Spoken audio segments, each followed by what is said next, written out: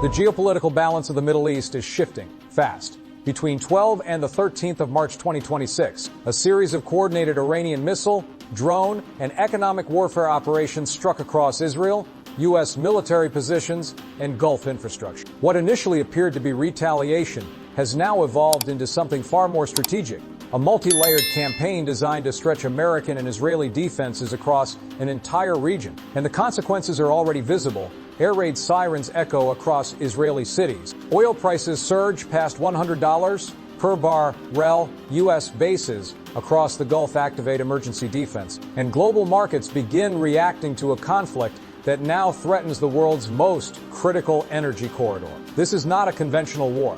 This is Iran's asymmetric strategy unfolding in real time. The escalation began intensifying on the 12th of March at 10 a.m. when Iranian missile waves triggered air raid sirens across Israel. Israel's multi-layered defense system, Iron Dome, David's Sling, and Arrow interceptors have been failed in intercepting most incoming projectiles. Some missiles breached Israel's defense, striking urban areas and injuring civilians while forcing millions of Israelis into bomb shelter. For Israel, this moment revealed a critical vulnerability. Even with one of the most advanced missile defense networks in the world, saturation attacks, dozens of missiles launched simultaneously, can overwhelm interception system. Military analysts describe this tactic as defense exhaustion. The goal is simple: launch enough missiles and drones that some inevitably slip through.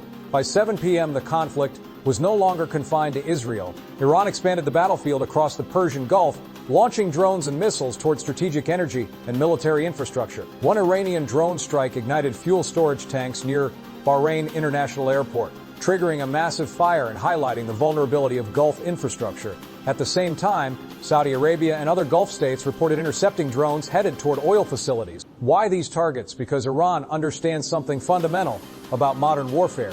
You don't have to defeat your enemy militarily if you can damage their economy. The Persian Gulf is home to the Strait of Hormuz, the narrow maritime corridor through which roughly 1/5 of the world's oil supply passes. By threatening shipping routes and oil infrastructure, Iran can send shockwaves through global markets, and that is exactly what happened. Within hours of the attacks, oil prices surged past $100 per barrel, raising fears of a global energy crisis. By 11 p.m., the war had evolved into a regional confrontation stretching across multiple countries.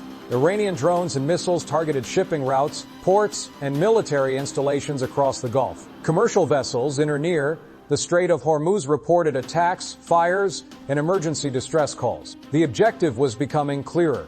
Iran was not simply retaliating. It was raising the global cost of the war. Cyber attacks, maritime strikes, and missile launches began forming a coordinated strategy aimed at disrupting global trade and energy supply chain. For Washington, this represents a nightmare scenario because every escalation risks pulling more countries into the conflict. Already, Gulf states like Bahrain, Saudi Arabia, and the UAE have been forced to activate national air defenses and emergency security measures. In effect, Iran has transformed the war into a regional pressure campaign against us allies. Then came the latest developments. A fresh Iranian missile strike hit northern Israel, leaving dozens wounded and triggering new waves of air raid alarms across the country. Israeli emergency services rushed to damage buildings as civilians were evacuated from impacted neighborhoods. Meanwhile, in Iraq, a U.S. aerial refueling aircraft crashed during military operation, further highlighting the operational risks facing American forces involved in the conflict. These incidents may appear isolated, but within the broader strategic picture, they reveal something deeper. Iran's strategy is not based on winning a traditional battlefield confrontation against the United States or Israel.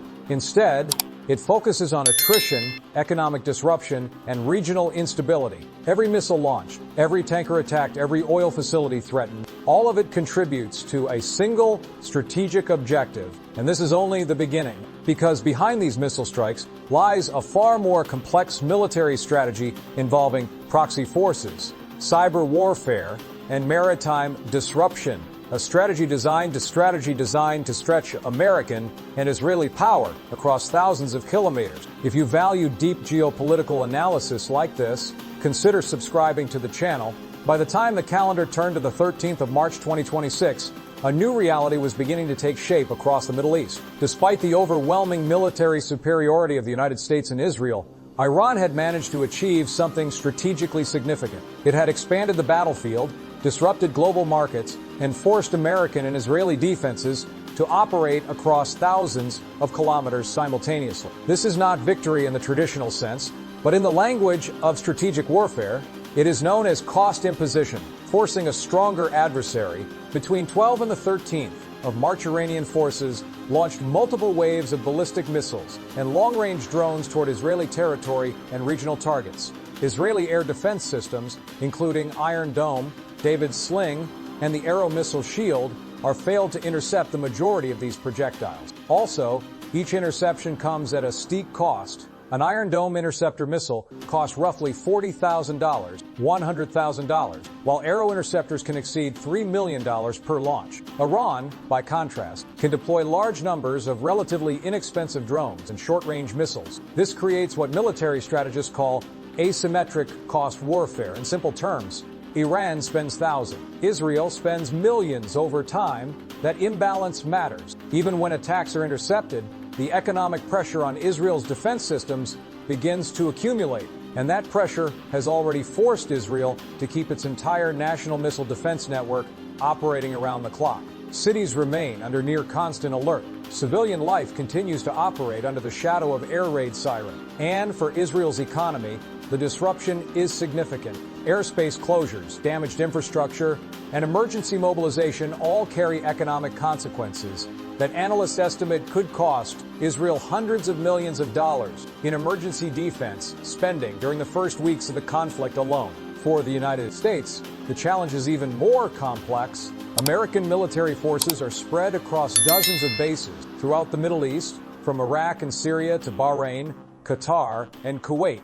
That geographic footprint gives Washington enormous power projection capabilities, but it also creates vulnerable targets. Iranian drones and missiles have repeatedly targeted regional infrastructure and areas near U.S. military positions. Even when direct hits on American facilities are limited, the strategic effect is clear.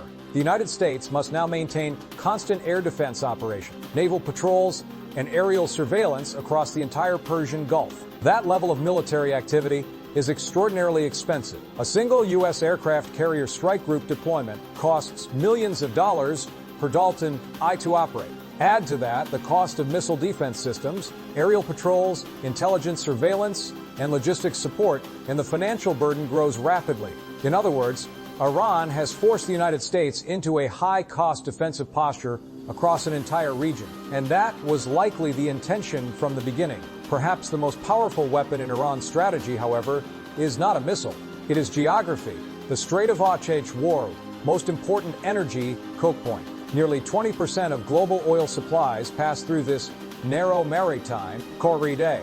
When Iranian attacks targeted shipping routes and commercial vessels near the strait between 11 and the 12th of March, the reaction from global markets was immediate. Oil prices surged back above $100 per barrel, sending shockwaves through international energy markets.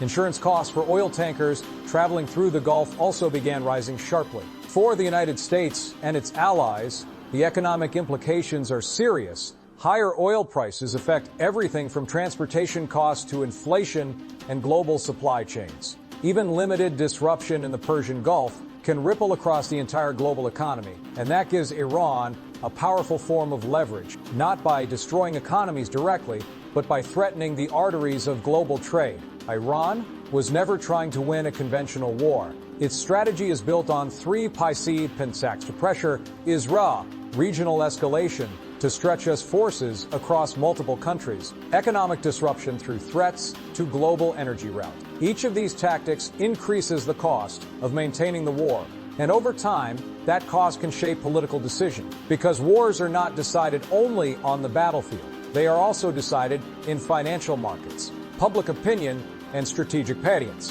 What happens next remains deeply uncertain. Israel continues launching airstrikes inside Iran. The United States has reinforced military positions across the Gulf, and Iran shows no sign of abandoning its campaign of regional pressure. The danger now is escalation. If attacks expand further, or if critical infrastructure in the Gulf suffers serious damage, the conflict could evolve into a full-scale regional war involving multiple Middle Eastern states, a war that would not only reshape the Middle East, but potentially redefine the balance of power between Iran, Israel, and the United States for years to come. And as the events of 12 to the 13th of March 2026 have already shown, this conflict is moving faster and spreading wider than many analysts predicted. The world is now watching to see what happens next.